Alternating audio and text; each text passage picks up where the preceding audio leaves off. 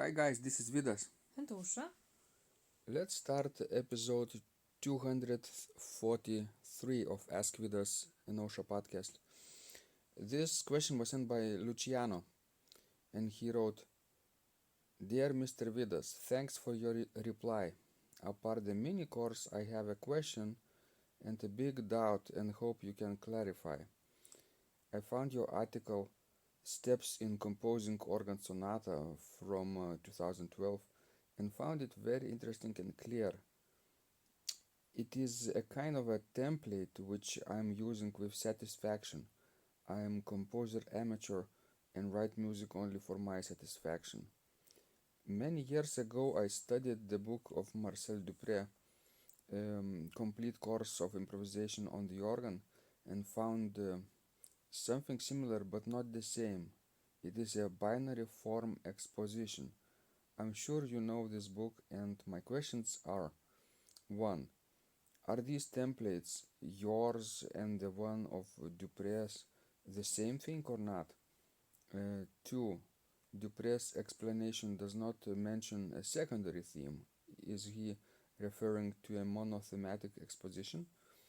3. In the Dupre book 1, page 59, there is a general plan of his form, but now I am confused since there are substantial differences if compared with your steps. Thanks in advance if you will have time to clarify, Luciano. So, what Luciano is talking, Osha, is I think from the first book, from the first volume of Dupre's improvisation method book on the organ.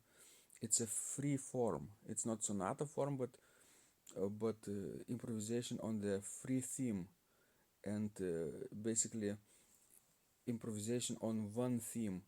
It's because sonata form has two themes. Yes, it's especially necessary if there are no two themes.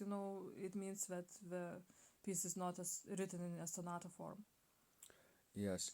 So what he sees in Dupre's first volume, the form is used mostly in French conservatory settings for examinations, for prizes, for contests they have at the end of the year for improvisation.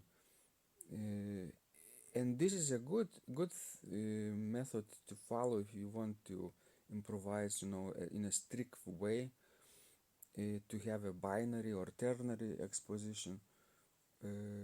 It's a good starting point, I would say. True. In general, I would think that there is no need to compare these two different materials because we are completely different. Because you are, discussing different forms, so. Yes, Luciano probably read my article about improvising or composing organ sonata, which is of course based on real life works, and they must have two themes or True. even more. Yes, two are, at least that you have to have two, but you also could have another two themes actually in exposition plus introduction. Right. So I think Luciano is in a good way to advance his compositional or improvisation steps and techniques. Do you think that composing and improvising techniques are similar, Usha? True, I think that one is based on another. You are absolutely correct, and right now I'm currently composing every day, first thing in the morning, on my Sibelius software, and I have a keyboard connected to my computer, MIDI keyboard, and Sibelius has the function called FlexiTime input. You can play on the keyboard while metronome is beating, and the music will be notated on the screen right away. It can be done with as many as 2 adjacent steps. So what I'm doing is, first I'm recording right hand and left hand parts, and then later pedal parts, improvising basically them. So of course in earlier times it wasn't very perfect, this type of method of inputting notes, because lots of syncopations, lots of strange ties and rhythmical discrepancies were always present, because human hands don't play very rhythmically, right?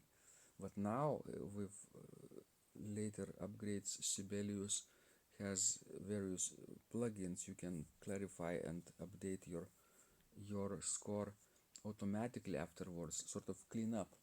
Yes, it's good that technology advances so fast.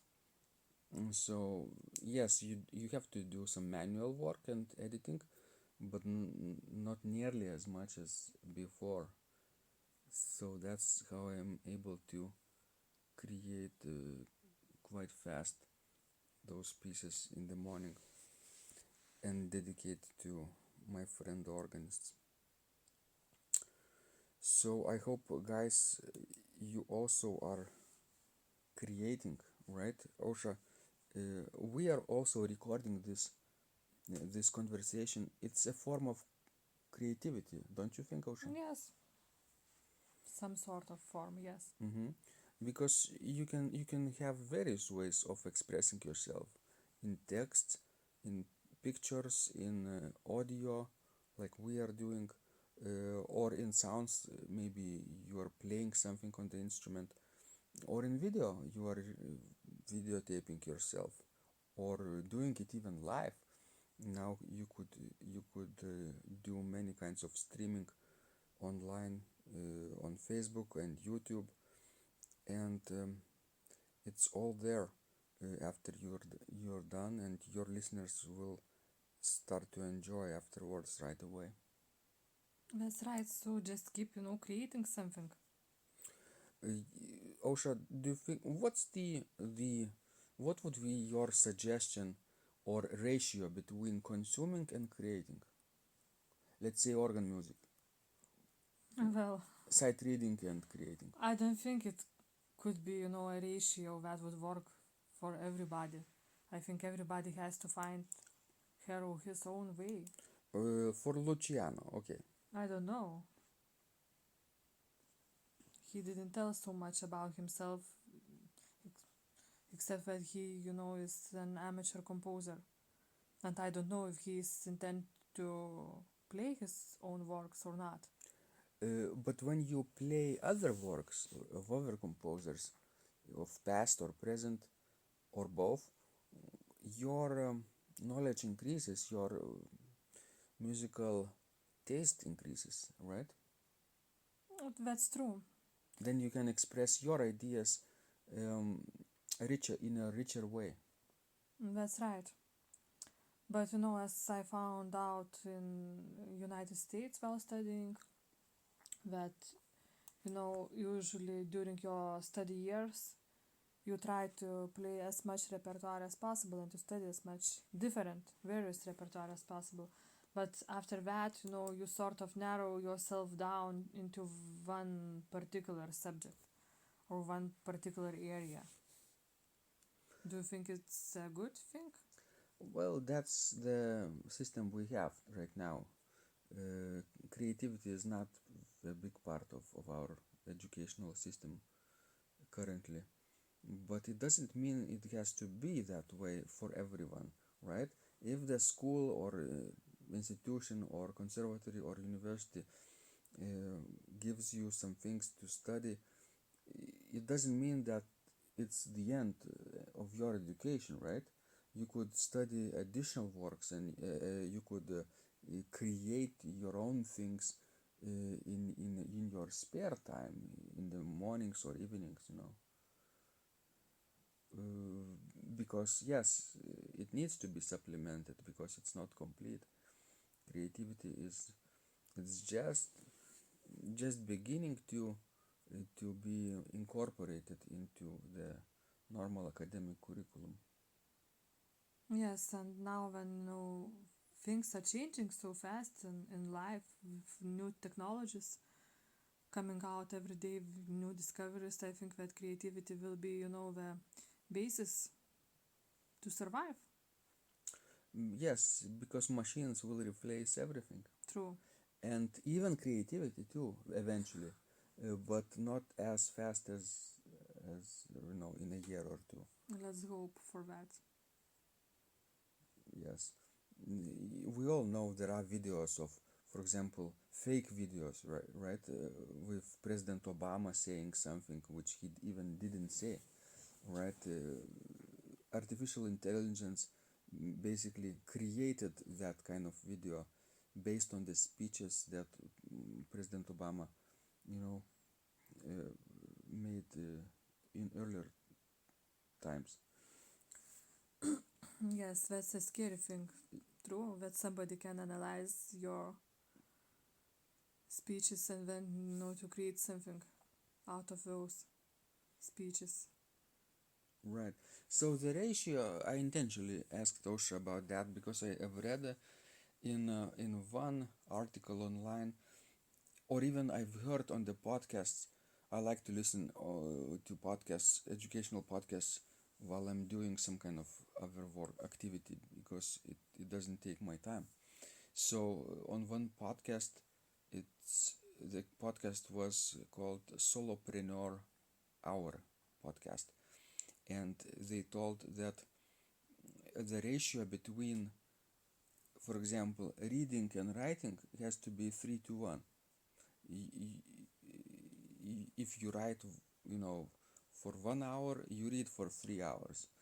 So it could be less or it could be more. Don't you think, Osha, it could apply to organ? True. 3 hours of playing repertoire and 1 hour of Creating, improvising or composing. Yeah. That it doesn't have to be 3 hours. It can be maybe 1 hour of playing repertoire and 20 minutes of creating something. Seems fair. And then don't forget to share, right? Because what's the point of creating if you're not sharing? If you're hiding under the table. Thank you guys, this was Vidas. And Osha. We hope this was useful to you. Please send us more of your questions. We love helping you grow. And remember, when you practice, Miracles happen.